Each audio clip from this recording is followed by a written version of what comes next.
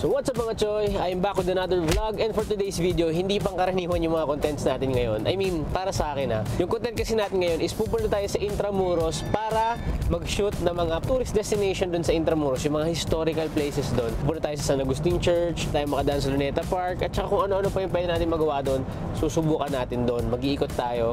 Siyempre kasama natin ang ating handy dandy driver, si Kuya Brian, at ang siyempre, ang nag-iisang Benji, kasama natin. Beat pa to. Yan, BN yan. Ayun, so ngayon pumunta tayo sa Intramuros. Mukhang wala pa naman traffic, patay pa yung oras.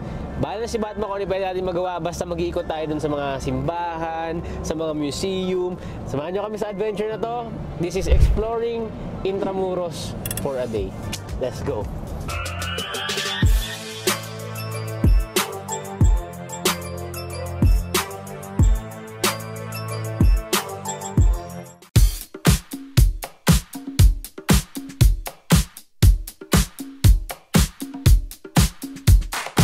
So nandito na tayo ngayon sa San Agustin Church. Alam nyo ba na ito yung first ever brick walled na simbahan dito sa Pilipinas? Kung hindi ako nagkamali. Tinayo ito noong 1587. At ang maganda dito bininyagan yung kapatid ko. So meron mga kinakasal dito. Parang gusto ko rin dito magpakasal eh. Balang araw, may kinakasal sa loob. So ang gagawin natin, lilipat tayo ngayon sa museum. Para naman hindi sayang yung punta natin dito, ikutin natin dito. Itigil ang kasal, magbablog ako. Pero ang gagawin muna natin, papasok muna natin itong San Agustin Museum. So may entrance fee lang siya na 200. So sa mga gusto pumunta dyan, dala lang kayo 200, makakapag-ikot na kayo. Kaso problema ko, yung pitaka ko nasa kotse. Kunin ko muna yung ano ko, yung wallet ko. Itigil! Ang maiingay. Dapat itigil yung mga maingay. Bawal maingay dito, pare, may kinakasal oh. May kinakasal dun sa loob eh. Ito yung pumunta natin, yung San Agustin Church. Mamaya, hayaan nyo muna enjoy nila yung kasal, pero dito muna tayo sa museum nila.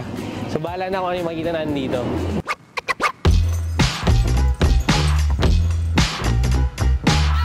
Okay, so pag pupunta kayo dito, meron lang 200 pesos na fee. So magbayad lang naman kayo 200, landala lang kayo para maikot nyo. So pasok na tayo dito, entrance. Let's go.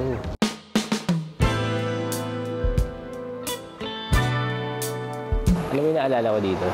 Napanood mo na ba yung Pirates of the Caribbean? Ito. Ito si Father Diego de Herrera. Ayan. Diba? Kasi ang alam ko, yung mga nagtayo ng mga building dito dati, kahit itong San Agustin mismo, mga pare, yung alam ko, Our Lady of Consolacion. So, di ba dapat ganito yun pag yung mga santo, ganun mo. Kaya dasal tayo, sana po i-bless niyo po kami palagi. Pero grabe, ang ganda. Alam nyo, parang ngayon nararamdaman ko na nandun ako sa dating panahon. Lalo na yung mga time na, syempre, yung mga panahon ng Kastila, di ba? Ang ganda dito.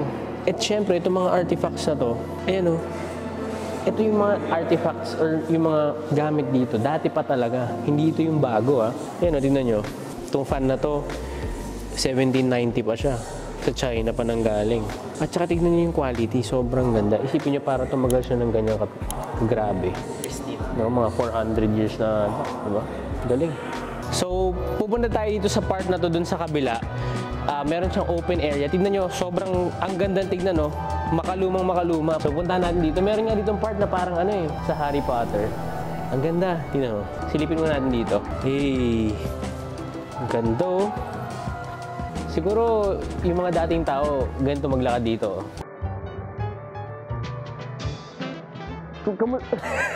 Kamusta ka naman, Maria Clara? Ikaw ba ay nakakain na ng iyong umagahan? Di ba ganyan yung mga lumang salita? Ako ay narito lamang upang iparamdam sa iyo ang aking pagmamahal. Baliw po yan, kalakausap yan. Grabe, ang gaganda ng mga paintings. Oh. So, anong year pa to? Rafael Enriquez, 1950. Grabe, sobrang ganda. Dito may papakita ko sa inyo, may maganda dito. Which is itong yung staircase nila dito, parang sa Harry Potter. Tingnan nyo, halika kayo dito. Ito, oh, tingnan nyo.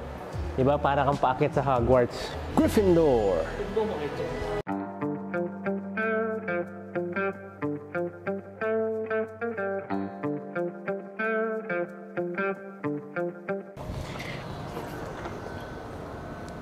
So ito si Father P. Manuel Blanco, 1779-1845. Tapos ito pa yung isa pang magandang lugar dito.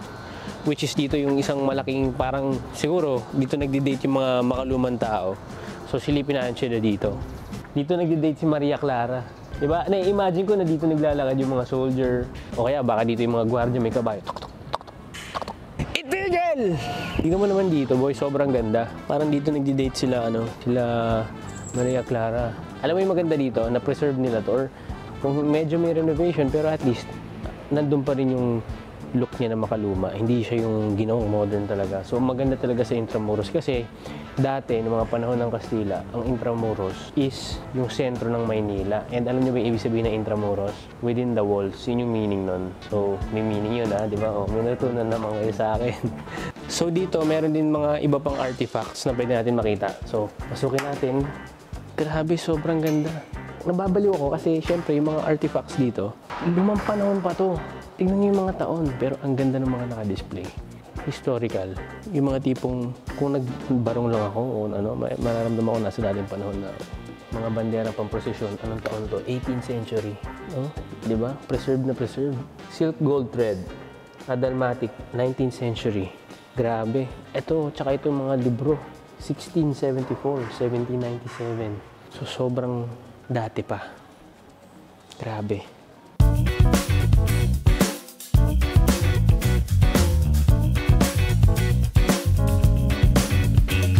So, ito pala, nirecreate na lang nila. Pero ganito yung itsura ng mga, nakalagay, pharmacy parts of the Botica of San Agustin. So, siguro dyan nakalagay yung mga gamot. Ito si Brother Hilario Calvo, 1733-1784 siya. So, pharmacist siya sa San Agustin. Wrote about medical plants.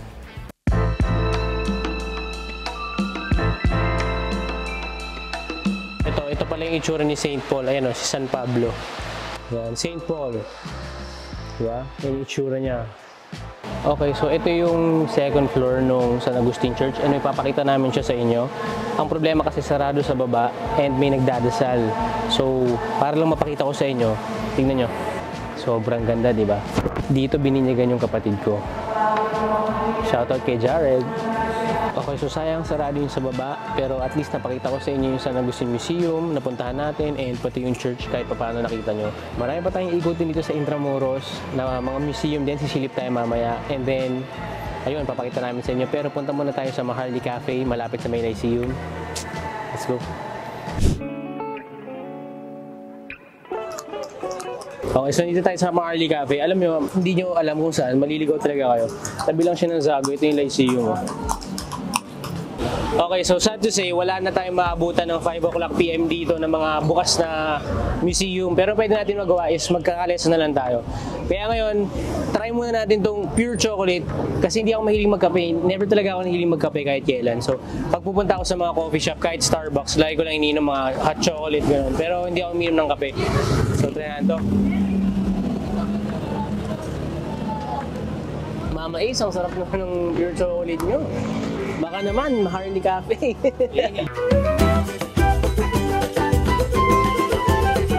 So, nandito kami magkakatabi dito yung Lyceum, Mapua, tapos may Letran.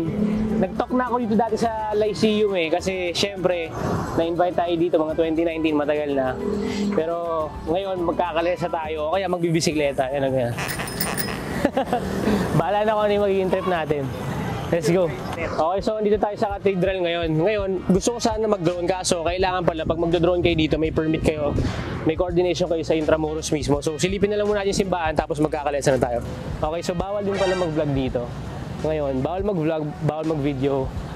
Dadaanan lang natin sa cellphone. Hindi, si Benji na bahala mag-singit. G, montage mo na in 3, 2, 1, let's go.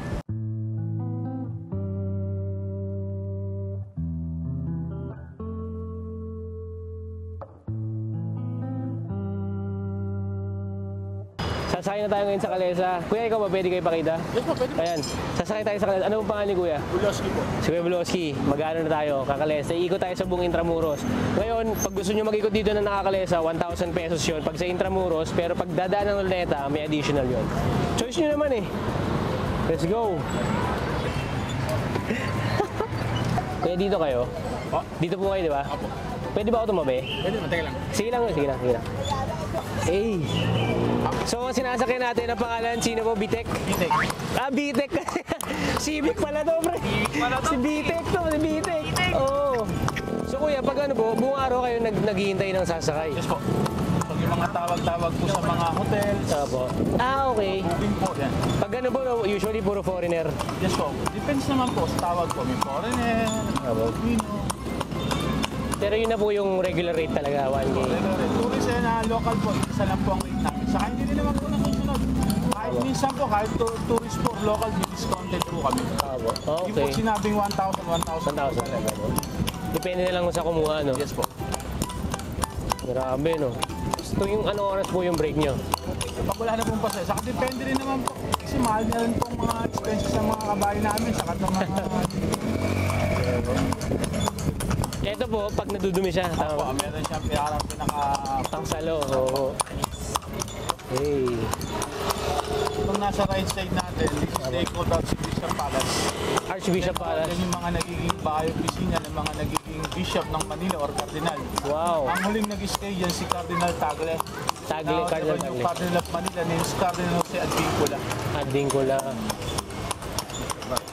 Nasa Vatican? Si Cardinal Tagle. Opo. Sana tayo naman ang Pilipino naman ang maging Pope. Kaya nga po, ano, Sana tayo naman. maganda yun, sobrang ganda na. Grabe, dalawa pa na tour guide natin eh.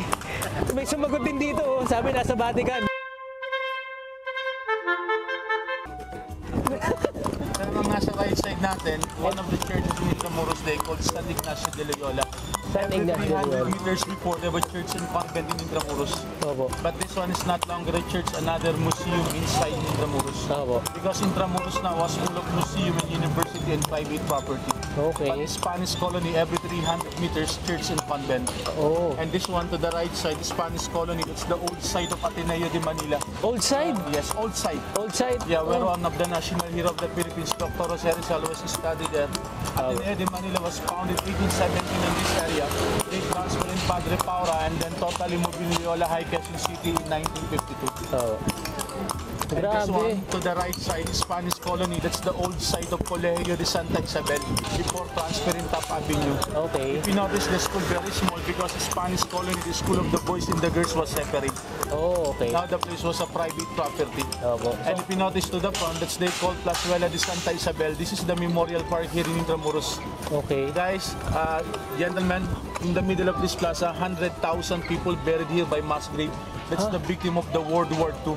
Wow. That's the victim of the war because during the battle for Manila, here in Intramuros, 90% of the building and the structure here was totally destroyed Oh. on February 3, March 3, 1942 to 1945. Okay. Because the first attack, the Pearl Harbor in Hawaii, December 7, 1941, and second attack, the Philippine Island. Grabe. Kuya, gusto ko lang malaman, talagang inaral niyo po yan? Yes po, well, seminar by the Department of Tourism po. Hindi lang po kami basta kutsero rito. Wow. Local and tourist po, pinaliliwanag namin yung mga history para pagpasyal nila rito, alam nila yung kasaysayan ng Intramuros. Galing. Merong kwentong kutsero.